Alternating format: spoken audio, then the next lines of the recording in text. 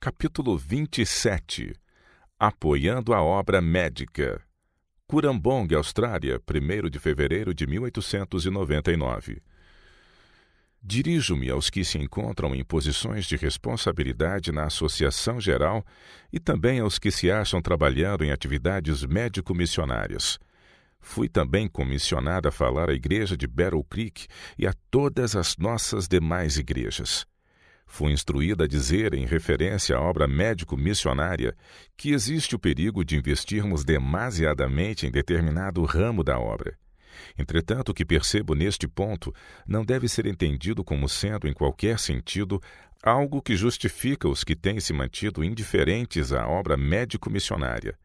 Existem muitos que não têm demonstrado simpatia para com essa obra. Deveriam agora ser muito cuidadosos quanto ao modo como falam dessa obra. Isso porque não são inteligentes nesse assunto, uma vez que não têm andado na luz. Qualquer que seja a sua função na obra de Deus, devem ser muito cuidadosos ao darem vazão a sentimentos que desencorajarão e atrasarão nossas associações de assumirem esse trabalho. A posição que alguns têm assumido no tocante à obra médico-missionária torna impossível que suas palavras sobre o assunto mereçam qualquer valor. Não possuem discernimento claro, seu julgamento é distorcido. Cada ramo da obra é necessário, mas todos eles precisam estar sob a supervisão de Deus. A obra médico-missionária deve representar para a obra de Deus aquilo que a mão direita representa para o corpo. Não seria correto que toda a força do corpo se destinasse à mão direita, e tampouco seria adequado que toda a força da causa de Deus se destinasse à obra médico-missionária. O ministro da palavra precisa ser sustentado e deve existir unidade, perfeita integração na obra de Deus. Aqueles que não têm sentido interesse pela obra médico-missionária estão tratando desrespeitosamente a mão direita da causa de Deus. Que todos esses modifiquem sua atitude em relação a esse trabalho, que profiram o menor número possível de palavras até chegarem a assumir a posição correta. O silêncio constitui-se em eloquência quando a mente não é santificada e, consequentemente, não consegue discernir as coisas espirituais. Precaução necessária. No tempo presente, deve-se ter grande precaução. Sabeis isto, meus amados irmãos, mas todo homem seja pronto para ouvir, tardio para falar, tardio para se irar. Tiago, capítulo 1, verso 19. Atendamos a essa advertência do apóstolo, e rogo-vos, irmãos, que noteis os que promovem dissensões e escândalos contra a doutrina que aprendestes. Desviai-vos deles. Porque os tais não servem a nosso Senhor Jesus Cristo, e com suaves palavras e lisonjas enganam o coração dos simples. Quanto à vossa obediência, é ela conhecida de todos. Comprazo-me, pois, em vós, e quero que sejais sábios no bem, mas simples no mal. Romanos capítulo 16, versos de 17 a 19. Rogo-vos, porém, irmãos, pelo nome de nosso Senhor Jesus Cristo, que digais todos uma mesma coisa e que não haja entre vós dissensões, antes sejais unidos em um mesmo sentido e em um mesmo parecer. 1 Coríntios capítulo 1, verso 10. Esta é a vontade de Deus concernente a nós. Obedecer-lhe-emos, porque a palavra da cruz é loucura para os que perecem, mas para nós que somos salvos é o poder de Deus. Porque está escrito: destruirei a sabedoria dos sábios e aniquilarei a inteligência dos inteligentes. Onde está o sábio? Onde está o escriba? Onde está o inquiridor deste século? Visto como na sabedoria de Deus o mundo não conheceu a Deus pela sua sabedoria, aprove a Deus salvar os crentes pela loucura da pregação.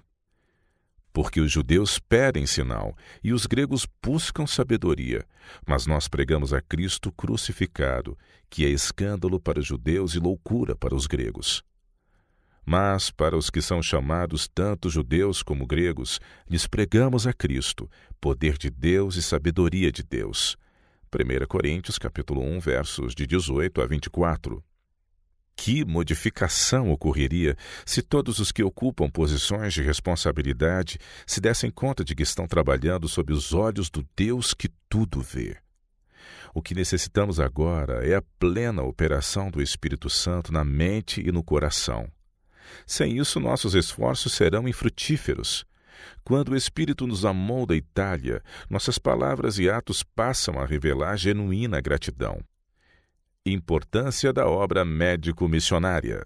Existe necessidade de aumentar o conhecimento em cada ramo da reforma de saúde. Aqueles que tiveram o privilégio de ouvir a verdade devem dar à trombeta o sonido certo, enquanto proclamam a mensagem do terceiro anjo. Linhas especiais de trabalho devem ser desenvolvidas, tais como a obra médico-missionária. Tal obra deve ser levada avante em conexão com a mensagem do Evangelho para esse tempo. Obra médico-missionária genuína é o Evangelho posto em prática.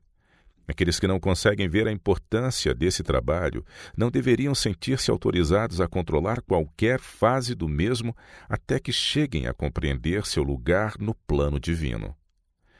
Desejo afirmar decididamente que o Senhor tem realizado um grande benefício por intermédio da obra médico-missionária e que Ele tem utilizado nossos líderes médicos como seus agentes indicados. Nem tudo na obra médica tem sido sem falhas. Junto com ela uniram-se muitas coisas que macularam a sua santidade. Mas o Senhor assumirá a supervisão de sua causa e fará com que esse ramo não assuma proporções excessivas. A obra não será manchada se a igreja erguer-se e brilhar, tornando manifesto que sua luz chegou e que a glória do Senhor está sobre ela. Os obreiros médico-missionários devem ser purificados, santificados e enobrecidos. Devem se erguer-se ao mais elevado ponto de excelência, devem ser moldados e talhados de acordo com a semelhança divina. Então perceberão que a reforma de saúde e a obra médico-missionária precisa unir-se com a pregação do Evangelho. A razão pela qual os membros da igreja não compreendem esse ramo do trabalho é que eles não estão seguindo a luz, nem andado passo a passo após seu grande líder. A obra médico-missionária é de Deus e traz sobre si a sua assinatura. Por essa razão, mantenham os homens suas mãos afastadas dela, nem mesmo imaginando dirigi-la segundo suas próprias ideias. Nossa mensagem possui extensão mundial. Ao mesmo tempo que os recursos não devem ser todos absorvidos por um ramo do trabalho, a ponto de a mensagem do Evangelho não conseguir ser levada a novos campos, a obra médico-missionária não deve de modo algum ser diminuída, jamais deve ser representada como constituindo uma obra inferior.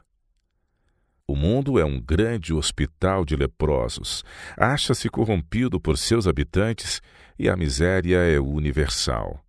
O Senhor concedeu a nosso médico-chefe a obra de ajudar a preparar o povo para estar em pé no grande dia de Deus. Ele precisa, contudo, trabalhar sob a supervisão de Deus.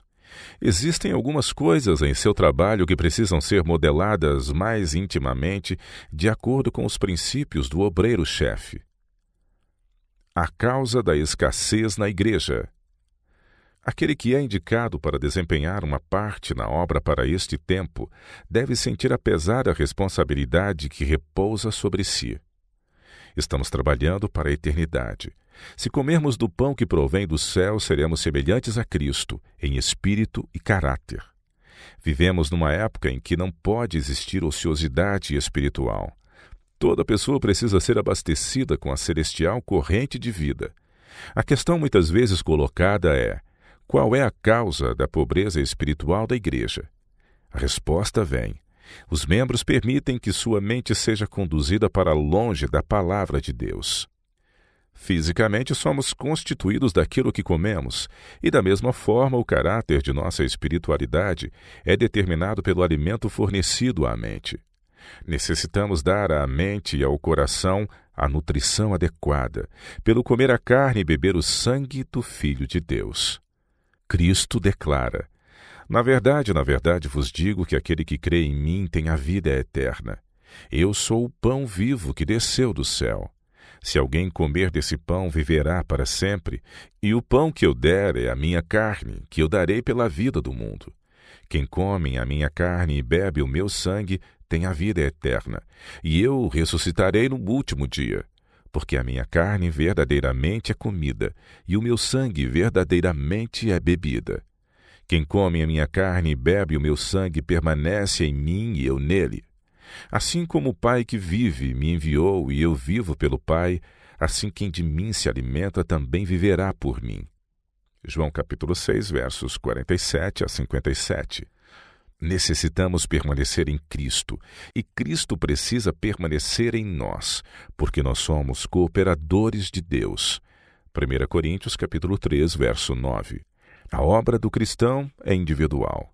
Que os obreiros de Deus cessem de procurar faltas, pois isso constitui pecado. Que aperfeiçoem a si mesmos do mesmo modo como imaginam que seus companheiros precisam aperfeiçoar-se. É seu privilégio viver em Cristo ao comerem do pão da vida. Aqueles que assim procederem terão uma experiência saudável e crescente, e a justiça de Deus irá diante deles enquanto realizam a obra especificada no capítulo 58 de Isaías. A cada homem a sua obra. Todo ramo da obra de Deus deve ser reconhecido. E ele mesmo concedeu uns para apóstolos, outros para profetas, outros para evangelistas e outros para pastores e mestres, com vistas ao aperfeiçoamento dos santos, para o desempenho do seu serviço, para a edificação do corpo de Cristo. Efésios capítulo 4, versos 11 e 12. Esse texto mostra que deve haver diferentes obreiros, instrumentos diversos. Cada um tem uma obra distinta. De ninguém é requerido que assuma o trabalho de outro e tente realizá-lo, embora desqualificado. Deus tem atribuído cada um de acordo com sua habilidade. Um homem pode imaginar que sua posição lhe confere autoridade para ditar o trabalho de outros, mas não é assim. Ignorante a respeito do trabalho daqueles, ele procurará ampliar onde deveria restringir, e restringir onde deveria ampliar, pois consegue ver apenas aquela parte da vinha na qual está trabalhando. Viva para Deus. Faça dos ensinamentos do Salvador uma porção de sua vida. O seu caminho será iluminado por clara e radiante luz. Terá unção celestial e será preservado de cometer graves equívocos. Não procure ver tão demoradamente a porção da obra na vinha do Senhor que está promovendo, a ponto de não conseguir apreciar aquilo que outros estão desempenhando em diferentes partes da vinha. Talvez eles estejam cultivando fielmente seus talentos, de modo a poderem devolvê-los duplicadamente a Deus. Que cada homem examine muito bem seu próprio trabalho, assegurando-se de que é completo, sem mancha ou ruga a macular-lhe a perfeição. Deixe então que Deus profira as palavras: Bem está, bom e fiel servo. Sobre o pouco foste fiel, sobre muito te colocarei. Entra no gozo do teu Senhor. Mateus capítulo 25, verso 23.